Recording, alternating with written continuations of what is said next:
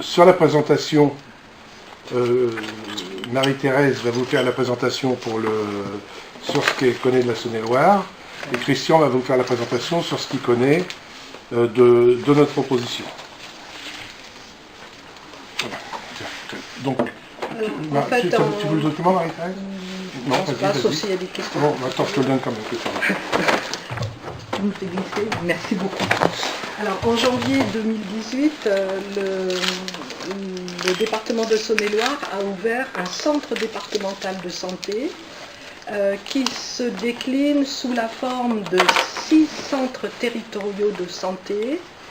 Et actuellement, il y a une quinzaine d'antennes à ces centres territoriaux et ça permet un maillage du territoire et de couvrir les besoins des patients, même en zone rurale. Donc, les médecins sont salariés du département, ils sont rattachés à un centre territorial, mais ils font des vacations dans les petites communes aux alentours lorsque les gens ne peuvent pas se déplacer. Les médecins sont soit des médecins en fin de carrière qui sont fatigués de semaines trop longues en exercice libéral, soit des jeunes médecins qui ont peur de l'exercice de la médecine tout seul, qui n'ont pas envie de semaines trop longues, puisque là ils ont un contrat de 39 heures par semaine, alors qu'un médecin libéral travaille entre 60 et 70 heures, et qu'ils n'ont pas envie d'être submergés de tâches administratives liées au fait qu'ils exercent dans un cabinet libéral. Donc ça permet un accès aux soins de tous, ceux qui peuvent se déplacer et ceux qui ne peuvent pas se déplacer. Les médecins vont donc à la rencontre des patients. Et ça permet aussi aux médecins d'avoir une vie qui leur convient mieux parce qu'ils sont moins fatigués et qu'ils peuvent trouver plus d'équilibre dans leur vie. Donc au bout du compte, ça convient à tout le monde, aux patients et aux médecins. C'est un programme qui est toujours en phase de développement, mais qui se développe quand même très vite, puisque en un an, ils ont monté, je vous dis, 6 centres territoriaux et une quinzaine d'antennes. On observe aussi une certaine porosité entre l'exercice libéral de la médecine et l'exercice de la médecine salariée, puisque un médecin qui avait été recruté en tant que médecin salarié, finalement, s'est installé en libéral. Donc ça peut aussi faire connaître la région et donner à certains l'envie de s'installer en libéral. Et donc à Fécamp, on a un problème de désert médical. En 2014, on a ouvert ce centre de santé-là et maintenant la mairie pense à créer des antennes autour du centre de santé, mais pour créer des antennes, il faut avoir plus de médecins. Et c'est pour ça que notre centre de santé déménage le 15 avril, pour avoir plus de place et pour avoir des médecins qui peut-être vont pouvoir aller justement dans les communes environnantes. Donc peut-être que ce système-là pose des problèmes au niveau de la CPAM, des problèmes administratifs, je ne sais pas. Et voilà, on a besoin de votre avis là-dessus. Non, il n'y a pas de problème administratif. Les centres de santé sont des structures, peuvent être spécialisées en prise en charge médicale, en soins infirmiers, en dentaire. Il y a plein de formules de centres de santé, d'ailleurs qui renvoient à une convention nationale avec l'assurance maladie qui est spécifique, qui est forcément adaptée à ce type de structure. Très honnêtement, sur les questions de démographie, peut-être quelques remarques préliminaires. En France, on n'a pas de désert médical.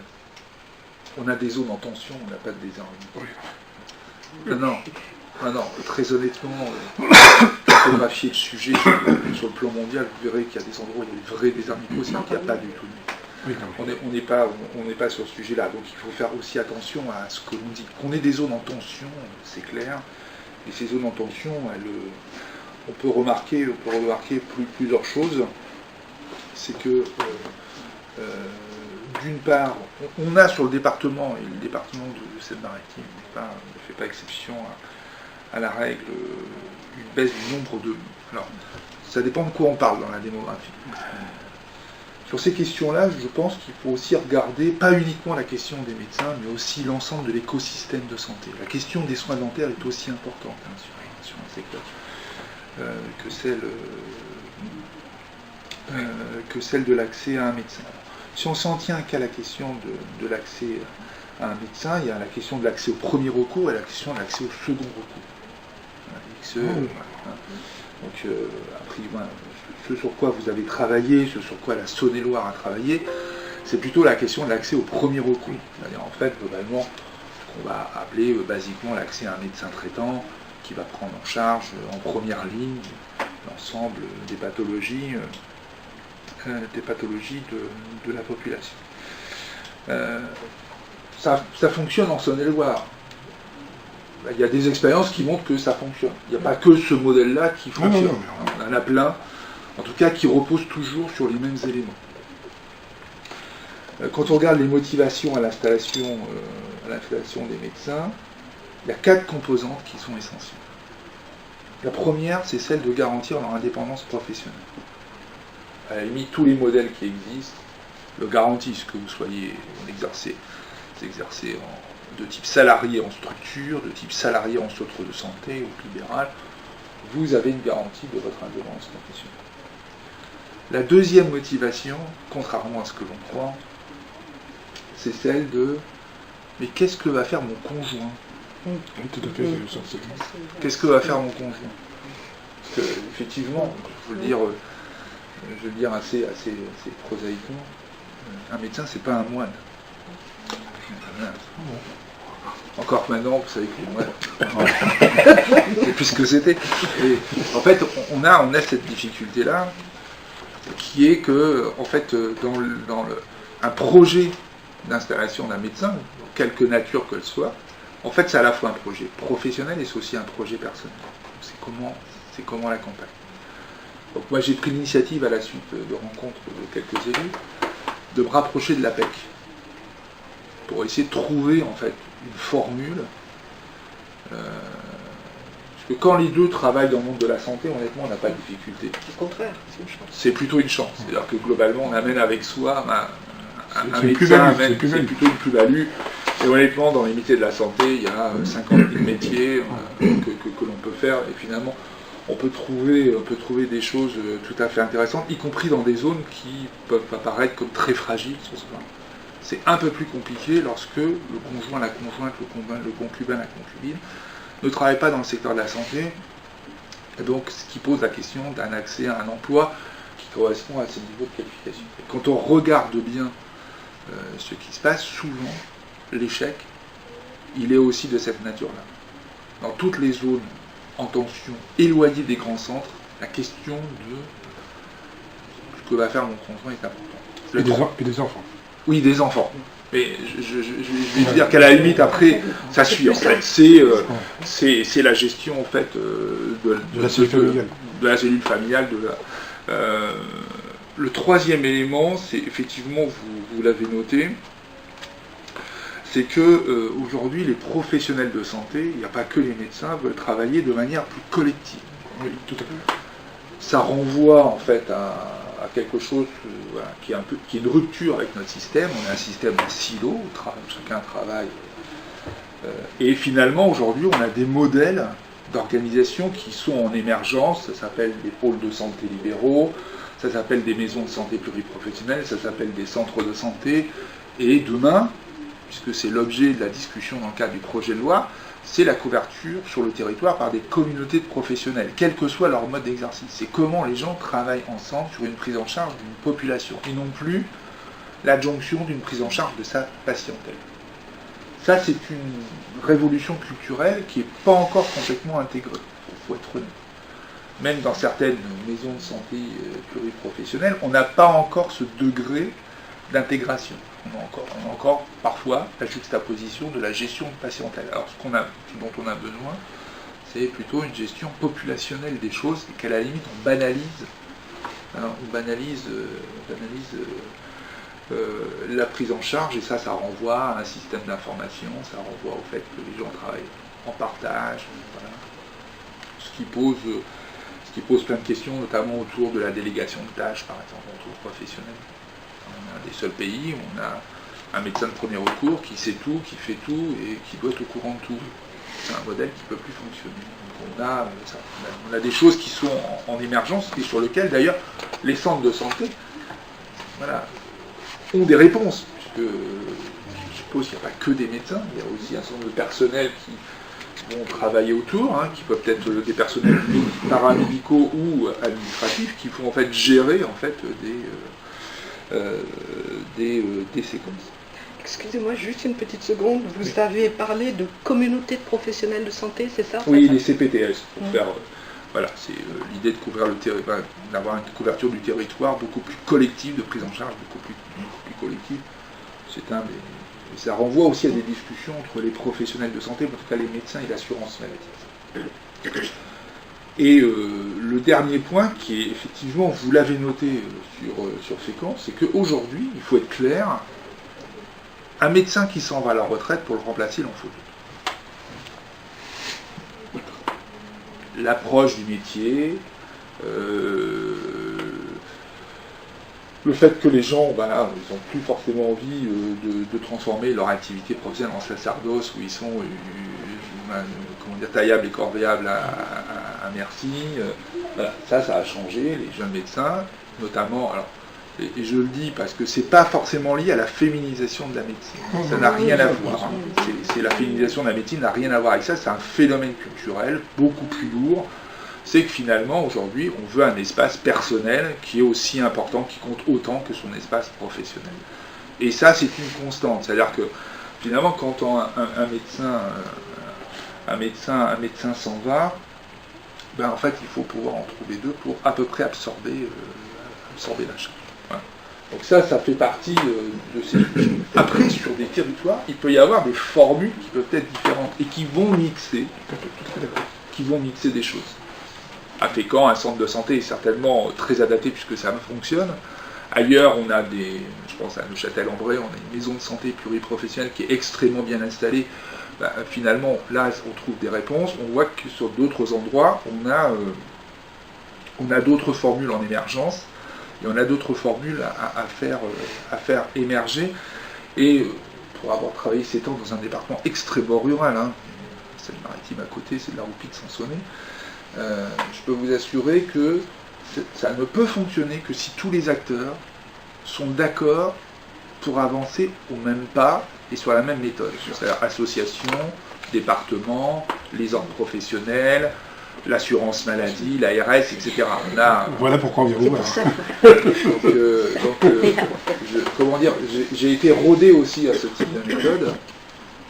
Vous venez pas de Saône-et-Loire? Non, pas du tout. Non, j'ai passé 7 ans dans le Gers, qui est un des départements les plus ruraux de France, les plus enclavés de France, où ces questions-là se posent, notamment dans des territoires qui sont avec un sujet qui est au cœur de tous, c'est les questions des mobilités.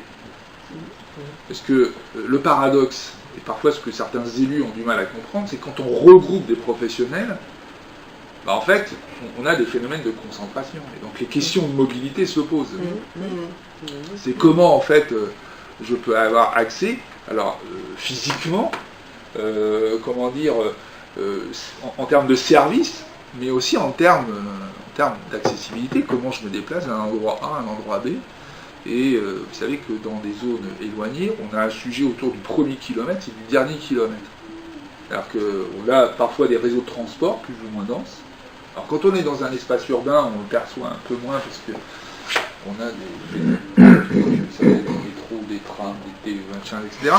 Mais c'est beaucoup plus compliqué quand on est dans des zones un peu plus éloignées. Et parfois même, on a des organisations qui ne calent pas avec... Je vais vous donner un exemple.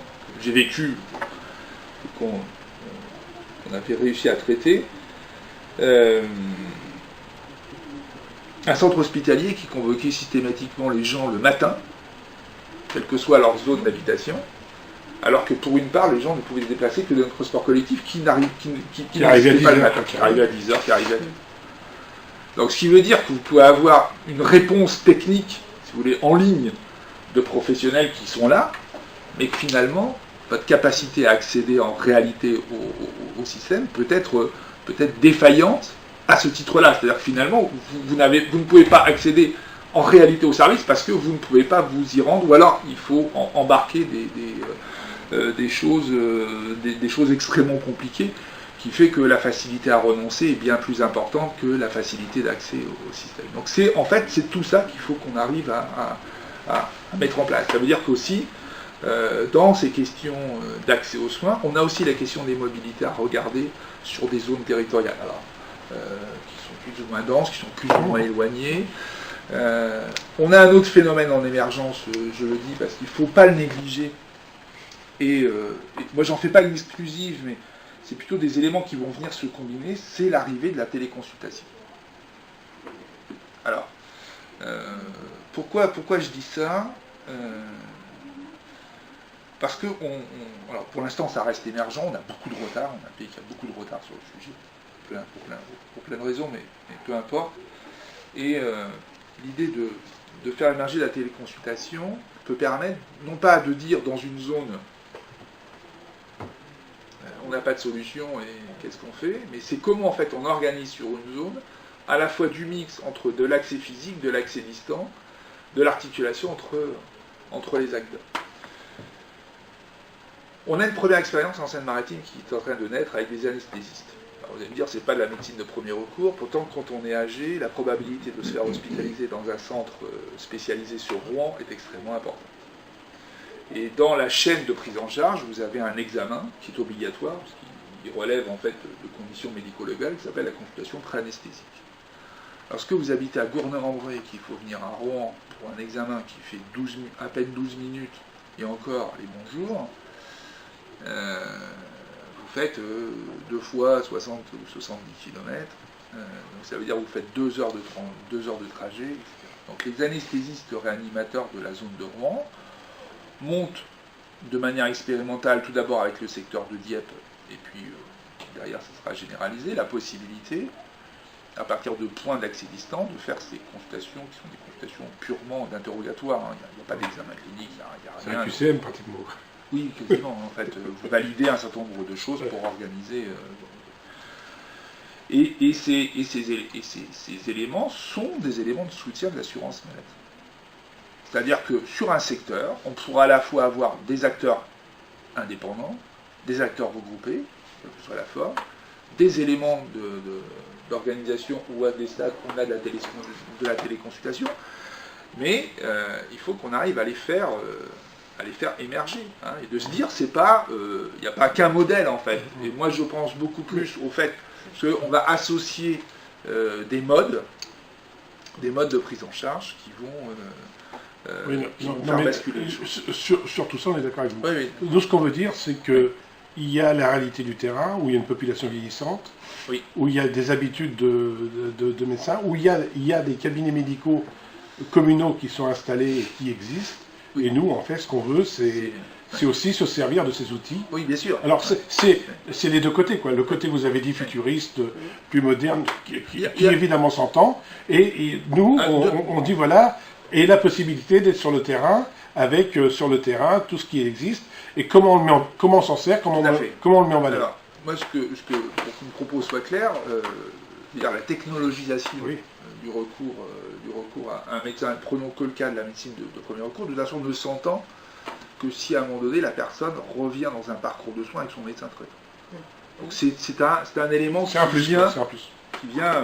vient en fait dans une articulation, parce que à un endroit c'est plus facile de le faire, voilà. Et puis ça dépend essentiellement de la capacité des acteurs à faire émerger ce type de choses. Avec un souci que nous on a, l'organisation d'une médecine, l'organisation de la médecine dans des structures qui sont le département, la région, les cantons, et avec l'ARS qui vit avec des bassins de vie qui ne sont pas du tout les structures qui correspondent à la République française. Et ça, c'est un vrai problème, parce qu'on retrouve dans un même canton des zones que vous voulez pas appeler déserts, mais des zones déficitaires, quoi, hein, et puis et qui dans un même canton, on n'a pas les mêmes zones, alors qu'on veut traiter la structure qu'on veut faire nous. Alors après, nous on veut faire une structure qui soit une structure qui corresponde aux règles de la République, c'est-à-dire au canton, comité d'agglomération, et en fait les médecins libéraux, eux, inventent leur structure libérale, qui se comprend, mais qui nous pose vraiment problème parce que le regroupement est en train de se faire de plus en plus, et les points où sont les regroupements s'éloignent de plus en plus. En fait, on s'aperçoit que là où ils étaient 5, ils passent à 10, mais comme ils passent à 10, 2 fait 1, et en fait la distance qu'il y avait entre là et là, et la distance est en train de... Ce qui pose la question de la mobilité. La mobilité. Sur ces questions-là. C'est sûr qu'il faut qu'on arrive à combiner ça, et que ça dépasse simplement le cadre même de la bonne organisation sanitaire. Vous voyez, oui, voilà, parce que en fait, nous, on est bien conscients de ce qui se passe et on voit comment ça se passe. Et les centres de santé, les centres de santé libéraux d'il y a 3 ans sont aujourd'hui dépassés. On s'aperçoit, nous, un truc qui était bien Limpéville, il y a un truc qui était bien Limpéville, qui est tout récent, qui a été inauguré il y a 3 ans, qui a été fait par un médecin et son épouse, sauf que lui il était malade aujourd'hui, oui, et voilà, bon. Et en fait, ça y est, ça se déplace, et c'est 10 km plus loin pour tout le monde, quoi. Oui, et voilà. De toute façon, quand vous regardez tous ces projets, quelle que soit la nature, centre de santé, maison de santé, pôle de santé, etc., ça repose toujours sur 2 constantes qui expliquent leur réussite.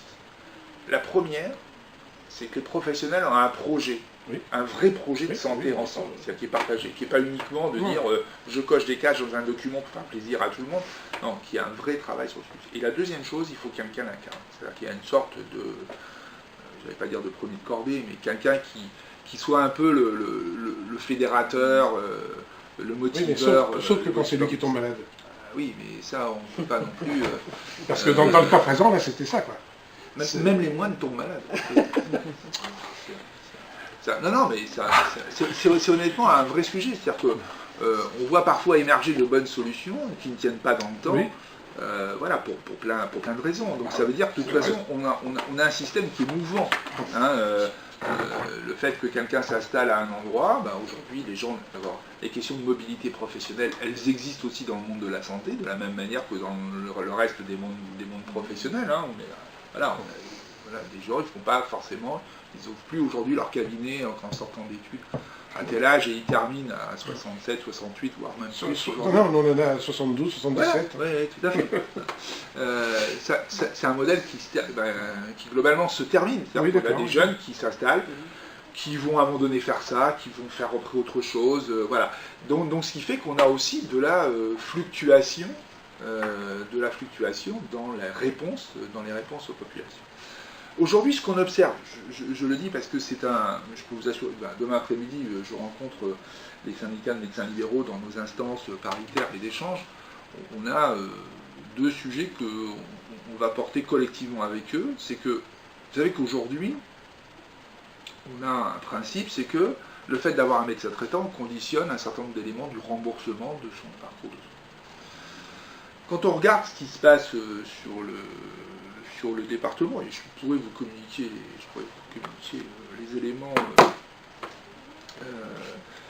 ça permettra d'étayer vos... On regarde quels sont les gens qui n'ont pas de médecin traitant. On va prendre les plus de 16 ans pour faire court, parce qu'en dessous de 16 ans, c'est possible. Sauf, attendez, là nous on connaît bien le sujet, sauf que vos services gardent des gens ayant un médecin traitant qui n'en ont plus depuis 2 ans. Alors, laissez-moi terminer. Mais ça, c'est intéressant, vous disiez un parce qu'on raisonne... Alors, il y a la question de la gestion administrative de la situation, et de regarder, nous, ce qu'on retire dans tout ça, c'est les gens pour lesquels leur médecin n'est plus actif. Voilà. Donc, on a une réalité, c'est-à-dire qu'on peut avoir administrativement, si vous voulez, un code, et une réalité de l'accident. D'accord. Et ça ne veut pas dire que les gens n'accèdent pas à des soins quand même. Oui, non. Mais voilà, c'est juste pour regarder ça. Si on s'en tient sur le département simplement aux plus de 16 ans, c'est quasiment 13% de la population qui n'a pas de médecin traitant actif. Soit qui n'en a pas, soit qu'il n'y en a pas qui soit actif. C'est-à-dire qu'il est retraité, ou il a disparu du paysage, et le fécampois n'est pas si mal placé que ça. Alors voilà, on a une grosse Dieppe, le pays de Bray, là, tout ça, c'est assez compliqué. Et puis, globalement, le sud, vers Elbeuf. Voilà. Si on affine un peu, si on regarde les plus de 60 ans, c'est que là, globalement, on commence à consommer le maximum de soins, c'est logique. Ouais. C'est lié aux pathologies du vieillissement. C'est quand même 7,5% de la population. C'est grave. Ah non, mais attendez, ça ne veut pas dire que les gens ne consomment pas de soins. Oui, d'accord. D'accord, hein, Non, c'est non, mais c'est non deux plus, notions, médecin traitant. deux notions différentes. Hein. Ce qui est quand même un petit peu dommage, puisque normalement, le médecin traitant, c'était quand même la clé de voûte du système. Pour, Oui, non, mais c'est pas. Et si je regarde les gens qui sont en affection de longue durée, c'est-à-dire ceux-là, on est sûr qu'ils ont une pathologie au long cours. C'est 5,7% de la population. Qui n'ont pas de médecin traitant. Qui n'ont pas de médecin traitant actif. Actif. Oui.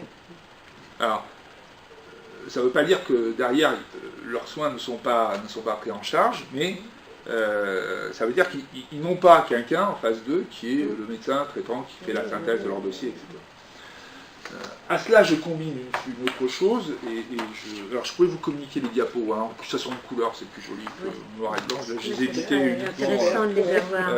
uniquement pour ça, et vous verrez que les territoires, alors on a pris des territoires assez larges pour des raisons, parce que si on le fait en micro, voilà, après il faut créer des zones, il faut regarder si c'est logique, mais au moins ça cadre les choses. Le deuxième élément, et là qui pour moi est un élément encore plus d'inquiétude, c'est que facialement, la dépense de soins de premier recours progresse. La dépense de l'assurance maladie progresse. Modestement. Quand vous regardez, quand vous éliminez de tout ça les effets prix, revalorisation, etc., la consommation est en baisse. Donc la consommation de soins de premier recours baisse. Alors elle baissait à bas bruit jusque-là, sur 2018, on est à moins 5%. Et pour la première fois, on a une corrélation entre la baisse de cette consommation et la baisse du nombre de médecins installés en libéral. Ce qui fait que derrière, vous avez plusieurs conséquences. Premièrement, c'est que la nature ayant horreur du vide, ça crée des tensions sur d'autres chaînes de prise en charge. Alors, quand je compte médecins libéraux, ça ne compte pas des médecins salariés, par exemple dans les centres de santé, mais peu ou prou, ça ne change pas la donne. Hein. Ça change pas la donne, mais on est sur cette logique-là. Moi, ça fait 3 ans maintenant que j'ai pointé ce sujet-là, donc là j'ai demandé ici à ce qu'on le travaille, en me disant, mais en Seine-Maritime, on a un département qui est un peu plus charpenté en termes d'offres de soins, c'est exactement le phénomène. Donc ça veut dire qu'il faut vraiment y travailler profondément. Et là-dessus, le but, c'est pas de dire les médecins ne s'installent pas au bon endroit, etc. Mais c'est de dire, mais comment à partir de là, on essaye de renverser les choses et de trouver non pas une solution unique, je ne crois pas à la solution. On n'a pas dit ça. Non, mais vous verrez que personne aujourd'hui ne dit ça. C'est-à-dire qu'on a eu un discours pendant quelques années. Par exemple, on fait des maisons de santé, on fait des murs, et on s'aperçoit que c'est pas une solution. Voilà, et qu'il faut mixer presque territoire par territoire les solutions en fonction des caractéristiques, qui peut être lié à la capacité des professionnels sur une zone de travailler ensemble, à leur âge, à l'environnement qu'il y a aussi. Avoir une bonne connaissance du territoire ou de la zone géographique concernée. Et de trouver la bonne formule. Après, aujourd'hui, on a 2 sujets qui sont en discussion entre l'assurance maladie et les médecins. C'est ce que j'évoquais tout à l'heure sur les communautés professionnelles territoriales de santé. Comment, en fait, de cet engagement qui a été annoncé par l'État, en fait, on le transforme en élément d'organisation sur le territoire, et qu'est-ce qu'on fait faire à ces professionnels. Alors là, on est dans une logique, il y a du médecin, il y a de l'infirmière, il y a du kiné, il y a du pharmacien, il y a de l'orthophoniste, il y a du dentiste. Voilà, il y a cette idée de la psychiatrie. Vous savez que 30% de l'activité d'un médecin généraliste, c'est de la psychiatrie. Bien sûr. Pourquoi ? Parce que 15% de la population souffre de un minimum de troubles de la personnalité ou d'affections. Alors c'est pas fort, on ne prend pas en charge les affections les plus lourdes. Il y a toute la prise en charge. Mais, c'est assez intéressant parce que finalement, un tiers de l'activité d'un médecin généraliste, ça peut fluctuer, mais Et quand vous discutez avec un médecin généraliste, il vous dit que c'est un sujet de très grande complexité. Voilà, qui a plein de retentissements sociaux, médico-sociaux, il y a plein de choses à poser qu'on n'a pas forcément de réponse. Excusez-moi, je voudrais juste bon, d'accord, pour terminer. Oui, oui. Donc on a une deuxième négociation qui est en cours autour des assistants médicaux. L'idée, c'est de s'inspirer de ce que beaucoup de pays étrangers ont fait, c'est de dire en fait, on crée la possibilité pour des médecins de disposer de quelqu'un, super secrétaire, aide-soignante, infirmière et délégation de tâches, etc., pour recentrer le temps médical, le temps du médecin sur du temps médical. C'est-à-dire ce que vous évoquiez tout à l'heure, c'est toutes les tâches périphériques, qui s'appellent tâches administratives. Il y en a des centaines qui vont de l'élaboration ou du remplissage de questionnaires divers et variés, etc. Et on sait ces expériences redonnent à peu près aux alentours de 25% de temps médical. Alors, je ne dis pas que c'est une réponse univoque, et ça va arriver dès le mois de juin. Et ça va être forcément dans chaque département, on va travailler fortement là-dessus pour que très vite, en fait, on puisse monter en charge là-dessus. Donc il y aura un cofinancement, puisque si les médecins font un peu plus d'activité, ça veut dire qu'il y aura un partage des coûts, mais il faut qu'on soit sûr qu'au bout du compte, ça ne conduise pas en fait à réduire le temps de travail. Parce que vous voyez, si on met un assistant médical, mais que il faut quand même que ça permette d'avoir finalement un peu plus de bras. Alors, ce qui pose aussi plein de questions, parce que aujourd'hui, si vous regardez bien même un médecin généraliste, il ne travaille pas du lundi au samedi en continu. Vous avez beaucoup de médecins qui ne travaillent pas le jeudi, par exemple, ou le mercredi. Ils font autre chose. Dans la formation, si vous voulez faire une réunion avec des médecins, faites-la le jeudi. C'est là que vous avez de l'activité, parce que souvent, ils organisent leur temps autour de ça. Donc ça, ce sont des choses qui vont permettre de venir colorer partout un certain nombre de sujets. Ce ne sera pas la réponse unique. Moi, je ne crois pas, en tout cas à ce stade-là, à une réponse unique, en tout cas qui arriverait comme ça de manière centralisée en disant on met tout le monde en rond-oignon parce que ça ne marche pas comme ça. C'est plutôt... Donc, voilà à peu près le paysage dans lequel on va être. Et là-dedans, vous avez raison de dire, globalement, médecins, assurance maladie, associations, pouvoir public au sens large, RS, département, c'est comment en fait on est sur la même ligne pour avancer, pour arriver à donner des réponses, en sachant que beaucoup de départements se sont organisés aussi déjà. Donc la Saône-et-Loire l'a fait, oui. La Dordogne et la Corrèze sont en train de le faire. Oui. Alors donc, il ne faut pas qu'on soit en retard. Non. Voilà. Et au niveau de la caisse primaire, parce qu'au niveau de l'assurance maladie, le médecin traitant, c'était normalement une obligation.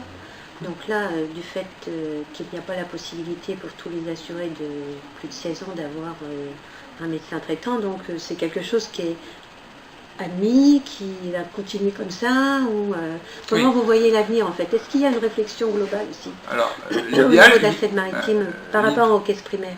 L'idéal, c'est que les gens aient un médecin de premier recours. Oui. Voilà. Il faut bien distinguer, c'est pour ça que je faisais la distinction entre la gestion administrative de la situation, c'est-à-dire qu'aujourd'hui,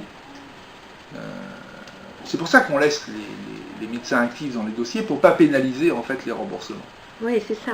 Parce qu'en fait, sinon, il y aurait des pénalités. Donc, il reste un médecin actif dans le dossier de l'assuré. C'est un vrai médecin ou c'est simplement un code pour éviter la... Non, ça permet que lorsque quelqu'un va consulter un autre médecin, il ne soit pas pénalisé dans ses remboursements. C'est ça, c'est juste ça. C'est juste ça. Bah oui, on ne peut pas... Oui, ça je comprends bien. Obliger, mais donc, ça veut dire que... À l'impossible, nul n'est tenu. Non, mais sauf que dans les statistiques, ça fausse. Est-ce qu'au niveau des statistiques, vous avez un distinguo? Vous pouvez voir effectivement si c'est un médecin actif parce qu'il en faut un. Oui, si je vais donner les chiffres. Donc ce que vous avez dit là, c'est bien les chiffres.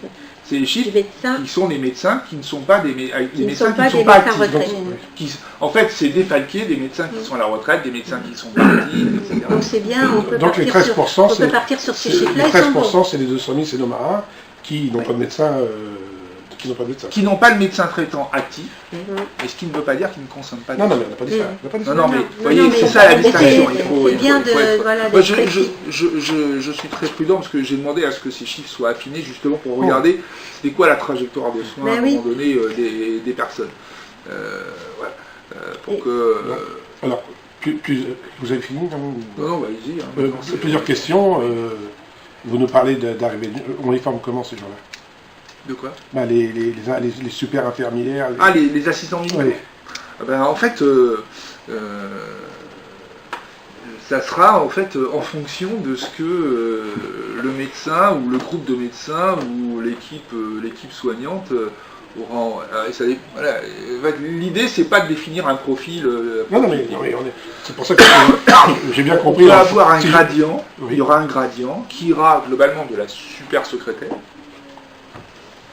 à un acteur de soins avec délégation de tâches. D'accord. Alors, évidemment, il y a un truc intermédiaire. On voit émerger l'idée que potentiellement, ça pourrait être des aides-soignantes, en fait, qui a à la fois une fonction de gestion administrative et qui puissent faire un certain nombre de choses qui sont voilà, assez basiques. Avant un rendez-vous, une prise de tension, une prise de température, des choses comme ça, mais des choses qui seront banalisées dans les établissements de santé. Les établissements de santé, les médecins, voilà. Donc là, les négociations sont en train de se terminer. On voit à peu près l'écosystème dans lequel c'est en train d'arriver. Puis ensuite, après, dès le mois de juin, on va commencer à faire cette mise en place. Donc, voilà, ça va faire partie en fait du paysage aussi. Hein. Oui, non, mais Voilà. ça veut dire qu'il va y avoir une formation. Alors la formation va être faite comment? Formation sur le tas, si j'ai bien compris. Hein. Formation sur le terrain. Valider comment Alors après, il y aura certainement quelque chose qui sera organisé par l'État, d'avoir soit une validation des acquis de l'expérience pour un certain nombre de gens, soit une fonction diplômante. Hein. À ce stade-là, voilà, j'ai pas plus d'éléments sur le sujet. Donc non, mais bon, c'est des questions que je vous bien sûr. propose. Oui. Alors nous, sur le projet qu'on a, en fait, nous, un peu comme a fait le président Thierry en Saône-et-Loire, nous, ce qu'on veut, c'est des structures là où on est faible. Pas là où c'est riche, ces gens-là, ben, ils sont bien, ils sont riches, mais nous, on veut que nos structures aillent là où c'est plus faible. Là où c'est... Vous parlez du Pays de Bray, par exemple. Alors, il y a le zonage. Oui. Il y a le zonage ARS. Oui, bon, Oui, mais c'est le zonage. Hein, oui. Sauf que nous, par expérience, le zonage était à 23 alors qu'il restait plus de 15 médecins. Quoi. Oui. Alors donc, je pense que les chiffres que vous donnez là, sont des chiffres très récents. Eux, je pense que ça fonctionne un peu moins bien. De toute façon, là, même lorsque vous déterminez une zone géographique, vous avez toujours en fait, ce zonage, il a une fonction, c'est aussi de définir les endroits sur lesquels en fait on va venir pointer des aides individuelles ou des aides collectives. Voilà. Ça a cette fonction-là. Ça peut déterminer aussi des questions de choix. Mais quand on regarde bien ce qui est les éléments de choix d'installation des médecins, ces questions-là ne sont pas premières. Il peut y avoir un effet d'aubaine, c'est-à-dire tiens, en plus ça m'arrange, je ne peux pas non plus cracher dessus. Voilà. Comme il existe aussi un certain nombre de réductions fiscales qui sont votées par les collectivités territoriales. On connaît, non, mais au niveau du sujet, on connaît bien. Nous, ce qu'on veut, c'est essayer de boucher les trous comme a fait la Saône-et-Loire. Ouais. Et puis, la question, c'est, voilà, vous voyez que dans quel état d'esprit on vient, comment on peut travailler ensemble? Eh bien, écoutez, s'ils sont des centres de santé, à partir du moment où ils sont autorisés par l'ARS, ils sont conventionnés par l'assurance maladie. D'accord. Voilà. Il n'y a pas de... Ok. Il n'y a pas de débat là-dessus. Alors évidemment, l'idéal, c'est d'être plutôt sur... En tout cas, que les énergies se portent effectivement sur les zones qui sont les plus en tension.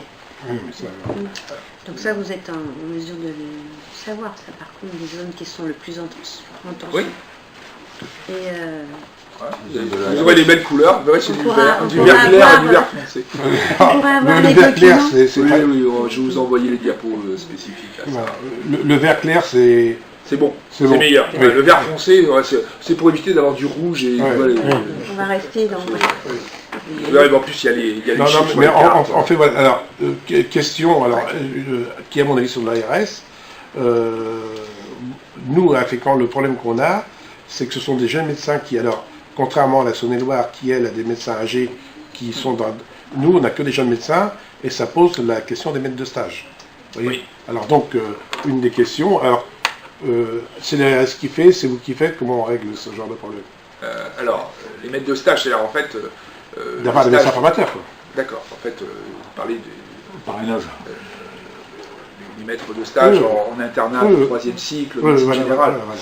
Donc je ne sais pas, de toute façon, nous, on a forcément une cartographie D'accord. de ces médecins sur le département. Mhm. Alors, effectivement, hein, ça a un avantage, c'est d'accueillir dans son cabinet ou dans un groupe un interne en médecine générale, ça crée potentiellement des conditions d'une installation après. Donc effectivement, c'est aussi déterminant. D'ailleurs, dans certains endroits, on s'aperçoit que dans le département, il y a des endroits où il n'y avait pas de maître de stage, ils sont tous en train de s'y mettre, parce que c'est beaucoup mieux en accueillant... Ben oui. Oui, non, mais nous, on a un phénomène où les médecins sont très âgés. Oui. Et puis, alors, nos médecins libéraux sont très âgés, Oui. et les médecins du centre médical sont très jeunes. Ils sont quoi. très jeunes. Oui, non, mais donc, mais alors bon, mais c'est intéressant bon, c'est une expérience, donc sur une expérience, on voit ce qu'on constate. Mais c'est surtout ce qu'on constate, c'est que nous, malheureusement, les internes qui sont venus en stage ne sont pas restés. Oui, ils ne sont pas restés, parce que... mais Bah, c'est pas... qu'ils ont vu ne les a pas tentés à cause de toutes Oui, les raisons oui. que vous avez données tout à l'heure. Oui, et puis les gens ont aussi des choix de vie, et parfois les choix de vie, voilà, c'est... Non, non, mais on pense que alors qu'à Dieppe, le traitement du dossier de l'époux ou de l'épouse a été pris en compte, nous, à Fécamp, on ne l'a pas pris en compte. Quoi. Donc, à partir du moment où on ne prend pas en compte un des deux facteurs les plus importants, c'est sûr que c'est plus compliqué. Bon, Mais à Fécamp, c'est plus difficile qu'à dire quand même. Oui, alors... plus la ville est petite, moins il y a de possibilités de... Et puis on est loin d'une grande ville Oui, aussi. oui, non, Ce qui voilà. veut dire que c'est On a facile aussi pour le prendre. même problème avec la téléconsultation, c'est qu'on n'a pas d'internet Oui. Mais Pas ça la va, fibre. fonctionne réellement. Alors, Ça va. très honnêtement, au niveau régional, il y a une charte de la télémédecine qui va être co-signée Assurance Maladie, URMA, Union Régionale des Professionnels de Santé, la région, les départements, parce que vous avez raison, c'est bien de vouloir faire la télémédecine, mais si on n'a pas les boucles numériques suffisantes, ça ne marche pas. Donc, à un moment donné, quand vous posez... Il y a une volonté sur Etretat d'avoir éventuellement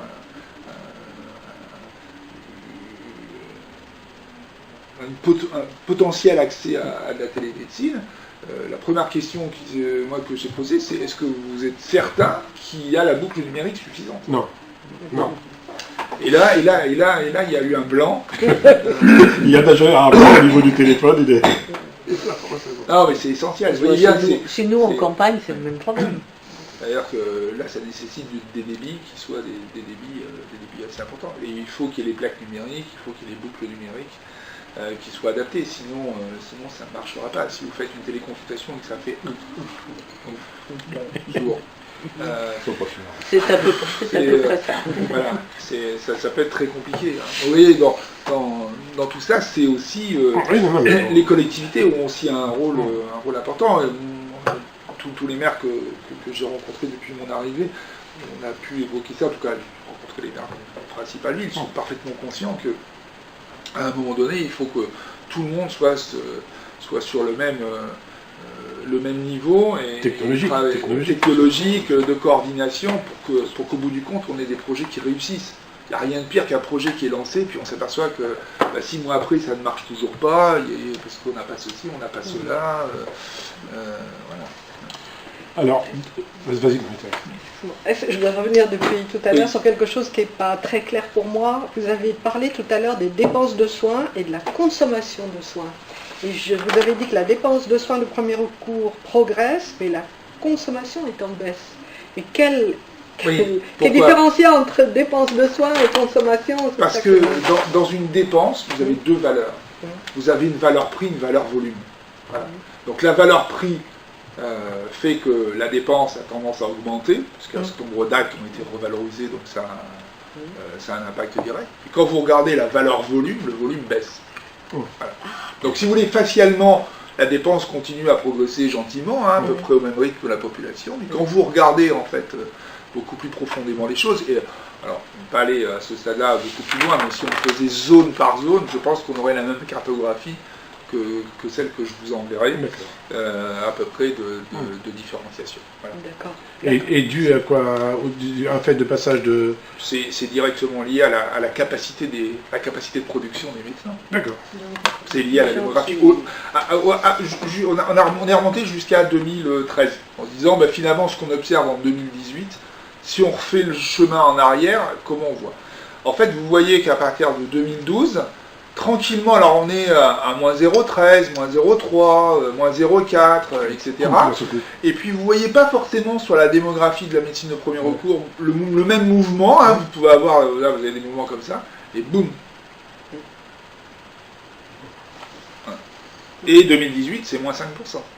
Sur les deux. Donc ça veut dire que là, on a bien l'effet de corrélation qui est en train d'apparaître, et qui... en fait, valide, si vous voulez, par la donnée, ce qui est perçu ou ce qui est réel, parce que par moment on peut avoir aussi des perceptions voilà, qui ne soient pas tout à fait la réalité, et ce qui est intéressant, c'est justement de mettre en relation les deux pour s'assurer de ça. Et je suis à peu près certain que si on faisait la cartographie secteur par secteur de ce qui se passe, les secteurs où on a le plus de difficultés au regard de ce que j'évoquais sur l'accès à un médecin traitant, vous avez forcément la même tension que Une question sur les logiciels qui servent à vos relations avec les médecins. Donc le médecin a le logiciel chez lui, c'est ça, hein, et donc il correspond avec... Alors dans le cadre de ce qu'on veut faire, on voulait poser la question sur les cabinets antennes, comment c'est possible? Voilà.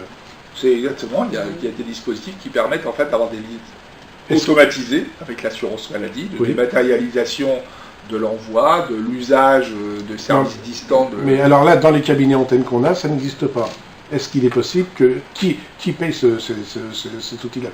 Il y a des choses qui sont prévues dans le cadre de la convention entre les centres de santé et l'assurance maladie. D'accord. Voilà. Alors, je ne peux pas globalement... Non, mais on pose des questions, parce qu'on est sur le terrain, on est confronté à des problèmes, oui, on vous les pose. Oui, bien sûr. Et en fait, aujourd'hui, un médecin, la première fonction de dématérialisation de l'assurance maladie, c'est l'envoi de ses factures, pour faire court. Et puis autour, il y a tout un tas de dispositifs qui lui permettent de dématérialiser ses relations. D'accord. Par exemple, de faire une déclaration médecin traitant en ligne, de faire un arrêt de travail en ligne, de faire... etc. etc. Vous n'avez pas le coût de cet appareil Non, mais je ne sais pas, honnêtement, votre centre de santé il doit être déjà équipé, non? Oui, centre de santé. Mais on vous parle de ça, c'est dans le cadre des antennes, des cabinets antennes que nous on veut développer. Parce que nous, notre centre de santé, il ne fonctionne que sur Fécamp, Fécamp même. Et là, il va s'agrandir pour pouvoir fonctionner aussi un petit peu à l'extérieur. D'accord. Donc ça veut dire qu'il vous faut du matériel portable, certainement, des choses comme ça. Alors, exactement. On savait pas. Alors, on savait. Alors, est-ce que le matériel portable coûte plus cher que le matériel fixe? Bon, après, on ne sait pas. Honnêtement, là, voilà. Je ne sais pas du tout sur quels outils vous êtes au centre de santé. Ça, c'est un truc à regarder avec mes équipes. Mais là, on prendra un rendez-vous spécifique avec mes équipes. Non, mais alors, on voulait venir à ça. Monsieur Martin nous a proposé donc de travailler avec 2 vice-présidents. Oui. Est-ce que vous souhaitez qu'on fasse la même chose, par exemple, avec la caisse? Oui. Moi, ce qu'on va faire... Bon, je vois bien que, en fait, au-delà des questions générales qu'on évoque, vous avez votre projet propre à Fécamp, qui est de dire, finalement... mais qui est aussi le projet qu'on veut développer sur la Seine-Maritime, quoi. Oui, d'accord. Voilà. Si on règle le sujet sur Fécamp, on réglera sur la Seine-Maritime. Voilà. C'est tout à fait ce qu'on disait. Donc on peut tout à fait voir avec mes équipes, en fait, ce que ça veut dire en termes d'équipement, en termes de fonctionnement, pour s'assurer que ça soit le plus banalisé possible et le plus simple possible pour tout le monde. Vous voyez, parce qu'il n'y a rien de pire que d'avoir des systèmes galères. Non, mais en fait, tout ce qu'on peut débroussailler, qu'on le débroussaille. Oui, voilà. Voilà comment on veut travailler. D'accord. Est-ce que vous avez autre chose? Voilà. Il y a des problèmes rencontrer des problèmes avec les patients sur les remboursements. Non, c'est pas avec la... Ah, c'était clinique. Non, c'est avec... alors, on a des problèmes sur le centre de santé, on a des problèmes avec le RSI, mais ça, c'est pas vous. Non, mais bientôt, ça va être... Ça On va va les être- récupérer. Alors, donc... Vous avez encore 9 mois à attendre. donc ça s'appelle la RAM, d'ailleurs, Oui, mais à partir du 1er janvier Hein 2020, c'est nous qui récupérons. tout Bon, le donc, il y a des problèmes avec eux et avec la MGE. Ah, ça, la MGN, par contre... Et c'est pas vous qui la récupérez. Non, vous savez, non, pas la MGN. D'accord, mais bon... Là, on vient d'intégrer tous les régimes de fonctionnaires. Mhm. Et on va finir d'intégrer le régime étudiant à la rentrée 2019. Mais pas le régime enseignant. Ah non. Alors, vous savez que dans la société, il y a deux ovnis sociologiques. Les sociologues sont les médecins et les enseignants. Ah ben on traite des deux là. Donc ben voilà pourquoi voulez-vous voir. Donc Peut-être encore vas-y, une vas-y. question Vas-y. dont on parlait dans la voiture tout à Oui. l'heure. Les patients de notre centre de santé, Oui. sur leur feuille de remboursement, je sais pas, ils n'ont pas le nom de leur médecin traitant, mais ils ont un numéro qui est le Ils ont le numéro du du centre de santé. Oui. Oui, c'est comme ça marche. C'est normal. C'est normal puisque ce sont des médecins salariés. Donc en D'accord. fait, la relation conventionnelle est entre le centre de santé, les D'accord. salariés et l'assurance maladie. D'accord. Il n'y a pas de... vous n'êtes pas dans la situation, vous n'êtes pas dans la situation d'une individualisation au même titre que des... D'ailleurs, c'est pour ça que c'est une convention à part. Hein, vous voyez, Ouais, c'est- ouais. Donc le corpus conventionnel, il est tout à fait... Voilà. Donc est-ce que la solution qu'on vous propose de travailler avec un technicien de chez vous Ah, bah, bien sûr, bien sûr. Ce qu'il faudrait, c'est qu'on puisse avoir un contact chez vous. Le contact vous l'avez avec donc c'est la secrétaire de l'asso, c'est Marie-Thérèse Besson. Donc voilà. Je vous donne ça, vous avez mes coordonnées. Vous m'envoyez un premier Oui. message. Et D'accord, puis, ok, après vous fonctionnez. Ensuite, après, Je vous remercie. on va faire, on fera le lien et puis on regardera Voilà. pour cette fonction extension géographique, comment en fait on peut vous accompagner sur l'usage des outils banalisés. D'accord. Voilà, ça c'est bon. Ouais. Bon.